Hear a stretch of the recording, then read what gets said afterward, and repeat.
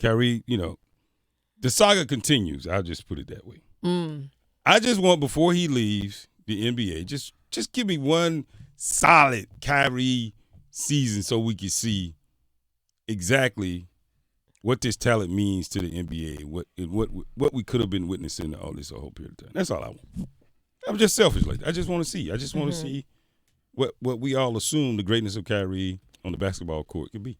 I just want to see. But you got some comments, Graham, from his opening press conference with the Dallas Mavericks. Let's hear from Kyrie. In the seat today, I just know I want to be places where I'm celebrated and not just tolerated or just kind of dealt with in a way that doesn't make me feel respected. And there were times throughout this process when I was in Brooklyn where I felt very disrespected. Man, you know what? My talent, I work extremely hard at what I do. No one ever talks about my work ethic though. Everyone talks about what I'm doing off the floor. So I just want to change that narrative, write my own story, and just continue to prepare in the gym. And now that I'm in Dallas, just focus on what I can control, like I said. And I'm always going to be close with those guys in Brooklyn, just like I'm close with guys in Boston, just like I'm close to guys in Cleveland. It is a team competitive sport, but we care about each other's families way more off the court. So I know the relationships will extend off. I'm just focused on preparing to win. What did you feel? So, all right. Well, Pam, now you said some people had responses to that, like Stephen A. Yeah, Stephen A. Said Kyrie missed in a 3-year period. He missed 40% of his game, 40% of the games, right? So Kyrie just said we're extremely hard on him. We don't talk about his work ethic. We talk about the stuff he does off the floor. Then Stephen A. is coming back, but 40% of the time when a team needed you, you haven't been there. So it's just hard to get away from the fact that you ain't been there 40% of the time. It's hard. Now, you worked hard. He worked hard off the court. On the court. He said he worked hard. His game is still intact. His game is still on point. At no point has he been on the court in the last 2 years, has his game not been there. Right. So his game is always on point once he is there. But there's another side of the story. Is he going to be there for the team when the team needs him most? Exactly. Well, he felt disrespected, he said. And so maybe that's why he didn't feel like he had to, He felt unappreciated. He felt like he didn't tolerated. Yeah. And who wants to feel tolerated and not celebrated? Come on. All he did for this team when others were out playing, although they played, more times with him without him than they did with him. But he said he felt disrespected. Right. He felt tolerated. But he feels better about this team. He's getting ready. He said, I don't know if it was in this particular quote, but that he was ready to change the narrative. So he's going to write his own story. It's getting ready to change. That's what he said. Okay, cool. Yeah, he's going to change the narrative. He's going to change the narrative, huh? He's going to write his own story. Well, you've been writing your own story anyway, but he's going to change the narrative. What? Okay, now he lost me then. What part is he going to change? Because he already said he works hard on the court. You mean to come to work part? Yeah, that's probably it. All right. Well, I think that was a little, fortuitous. I got maybe advantageous for Stephen A. 40%. Well, are we including the COVID? Are we including the COVID years? You know what I mean? The COVID misses in there. Yeah, because that was a choice he made. Yeah, if he wanted to play basketball in recent boys, then he had a choice of something to do. I think that's unfair. I think that's unfair to include COVID in that conversation. Because that was a religious thing for him? Yeah. I think that's just unfair. You know what I mean? Include the COVID misses in that, meaning his commitment to the team because he didn't take a shot. I think that's unfair. You know what I mean? Okay. You can't say he wasn't committed to his teammate because he didn't take a shot. He was committed to his values, his own religion. You know what I mean? I think that's unfair.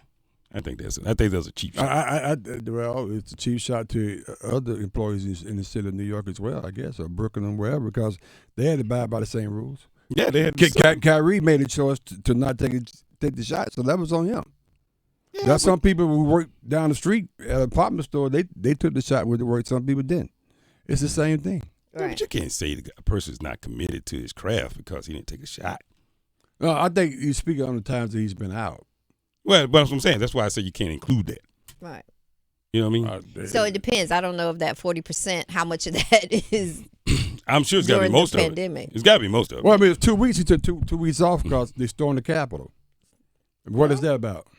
Well, that was a traumatic event for some people. For him? Okay. Probably. It probably was a traumatic event for some. But you can pick and choose what's traumatic or not if you wanted to. Well, but yeah. But that's pretty significant. Well, to no, choose. I can say this balloon that's flying around North Carolina. That's when I saw a balloon. It affected me in a way where I just can't kind of work in this couple of weeks. So you could pick and choose that if you wanted to. So would you compare the insurrection to the balloon? No, I'm saying. Oh, okay. I'm saying people went to work after they saw the insurrection. Right, individual choice. Right, individual choice. What I'm saying. And some people did. I'm sure. Especially some people that live in D.C. Okay. I mean, you guys don't think that was a pretty traumatic event that happened when they stormed the nation's capital and the turmoil surrounding it for the next couple of days? I mean, I think it was traumatic, but you don't think it's worth taking time off? It affected his mental capacity. You don't think it's worth him taking time off? Well, it depends. I think one of those is who has the means to take time off. So Kyrie could just not go to work. There are some people that have to go to work no matter what happens. True.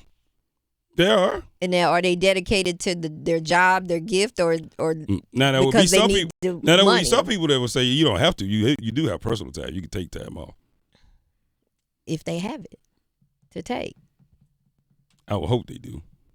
I would hope anybody that has a mental, I wouldn't say emergency, but having whatever the anxiety, whatever the stress is, should be able to take time off. So we should we should respect the fact that he didn't want to get the shot. We should respect the fact that he wanted to take time off because of insurrection. We should respect the fact that he took time off because he shares an anti-Semitic content on social media. Mm-hmm. We should respect the fact that he did that, and he was suspended. So. Well, I never said that. So, well, I'm just saying. Well, no, we all have choices. Making that list. There's a list of why he didn't show up, Right. and we're not respecting him because we should respect his feelings. Oh, I don't know if that's the case, but So that's where he feels disrespected. Man, well, let me tell you something. I mean,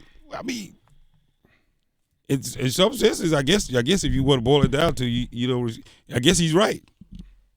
Nobody respects his feelings. I mean, if you want to boil it down, I guess it really is that simple. What if his feelings are offensive to other people? What if his feelings are offensive to other people? I found that difficult to think about how I feel offends you, but I think if you say something against the Jewish community, that's not a feeling, that's an action. Well, no, he made a comment about it. Right, I'm saying that's an action. So his comments action. are offensive, not his feelings. Like if he felt, I don't understand what you're saying. So I can say something that I feel this way, but that's just my comment saying it, but it's not my feelings. if I just feel it and I don't say it, He said it. Right. I didn't say he didn't say it. What I'm saying is the action of saying it is not the same as because he feels like certain things are a certain way. Like I can feel like certain things are some way, but that shouldn't offend you that I feel that way. I don't know. You can. But you representing the brand, His brand or the NBA brand. NBA brand. Represent Nike. All of the above. Nike suspended him, cut him. Represent, yeah.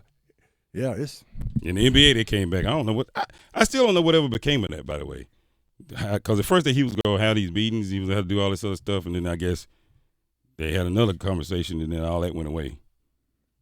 Only thing. Yeah, I think he had checked some of the boxes, but Yeah, some of the other stuff, they was kind of like, maybe we don't need. There's so many things in here that we ain't even talked about. It's a laundry list of things that happen. Oh yeah, but I guess it's okay for him to do them because he does these things, and because we don't respect what he's doing, then that's why it's not right to him because we don't respect his actions. Right. Even though his actions may offend some people.